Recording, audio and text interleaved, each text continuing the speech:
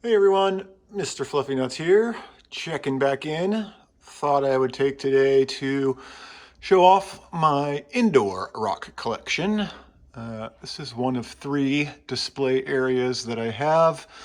This is my best, so I thought I would show it first. The other ones are out in the garage.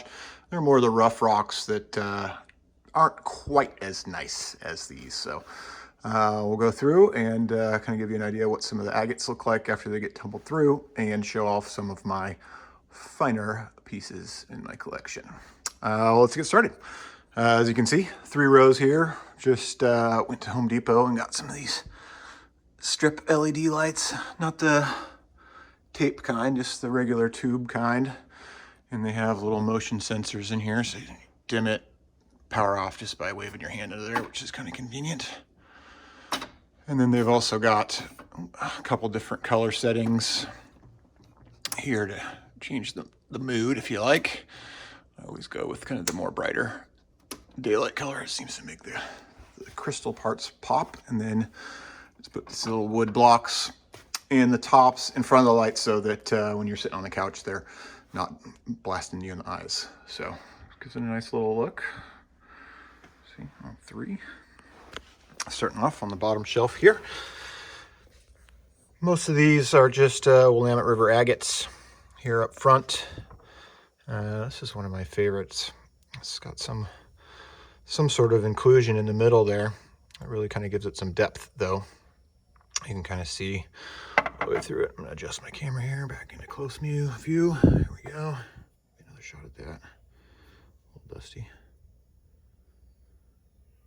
Turned out pretty good. Nice and shiny. Lapis lazuli, something like that.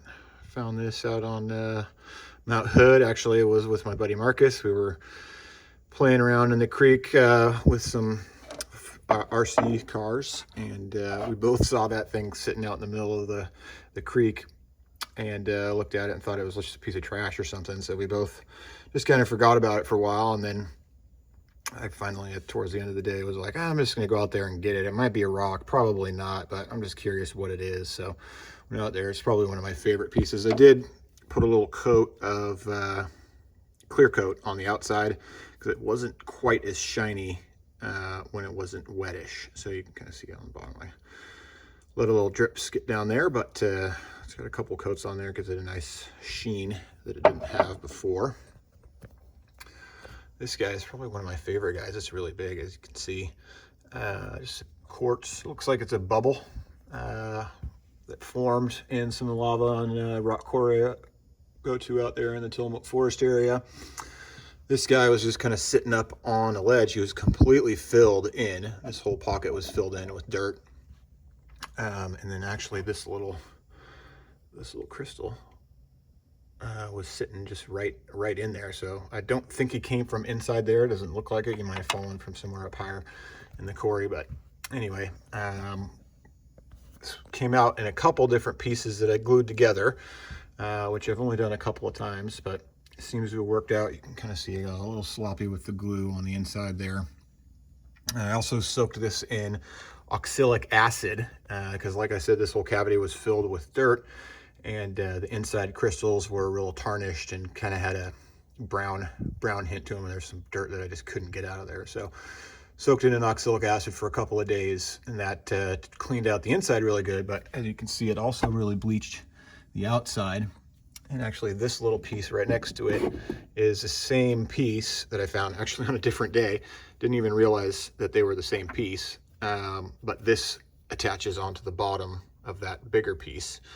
And so this was once this kind of dark black color before I soaked it. So I was a little disappointed what the oxalic acid did to the outside of the rock, but pleased with what it did to the inside, the part that I really care about. So anyway, this is a little thunder egg. Actually, my daughter bought that for me off the internet or at a rock shop or something, and I was really excited to break it open. So we broke it open, and she has one half and I have the other. Really cool piece of petrified wood here. Found this up near Skamania, Washington, off a little tributary of the Columbia River.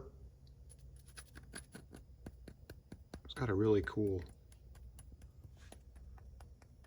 glassy sound to it. You can see some of the layers in there. I'm actually not positive this is petrified wood. It just looks like it. Again, I've seen a lot of rocks that have some pretty crazy layers in them. So this is carbonized wood, I believe. Found this at Beverly Beach. Did a little research. It just looks like wood. It's really light. Almost feels like charcoal. Looks like charcoal, but it's hard like a rock. And I guess when wood gets buried underground, can get heated up and kind of turn into charcoal, which then gets replaced by carbon, and it turns hard and kind of into a rock, I guess, petrified, and turns into carbonized wood. So it's a pretty cool piece. Again, just some agates. This one's really actually pretty cool.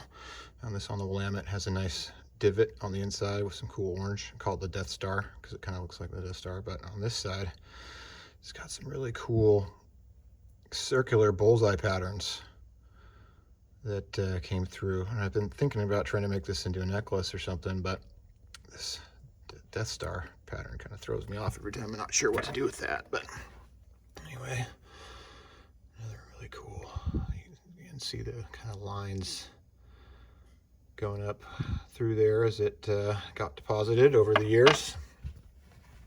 Silica, by the way, from the first video. That's the mineral that seeps into cracks in the rocks that forms this, that forms agates and other gems. Is silica base, and it just kind of depends on what else is around there. But another maybe piece of petrified wood. Not sure. Again, could be brown jasper. Tumbled out really nicely. Pretty sure that's petrified wood. Just looks like wood, and you can kind of see some rings there and definitely see some there. So again, just some cool agates. That one's really clear. That's another big agate. Biggest agate I've found.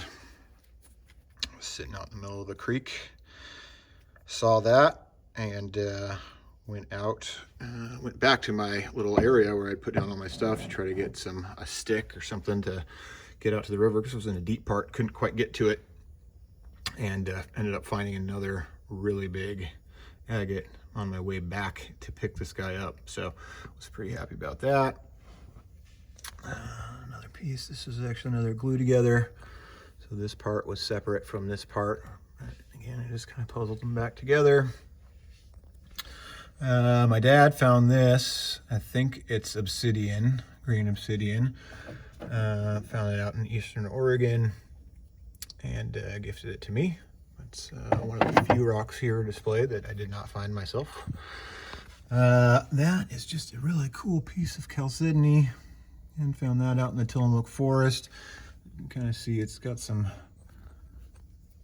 crystals, very tiny crystals on it that kind of give it a really cool sparkle. And just some really cool colors coming through on that one. And I've tried to tumble some of that and never really got it to turn out very good, so I haven't really been focusing too much on that. Just a piece of quartz I tried to tumble, didn't really work out. Another agate. I like this one a lot too. It's got some cloudiness to it. Again, just kind of gives it some depth.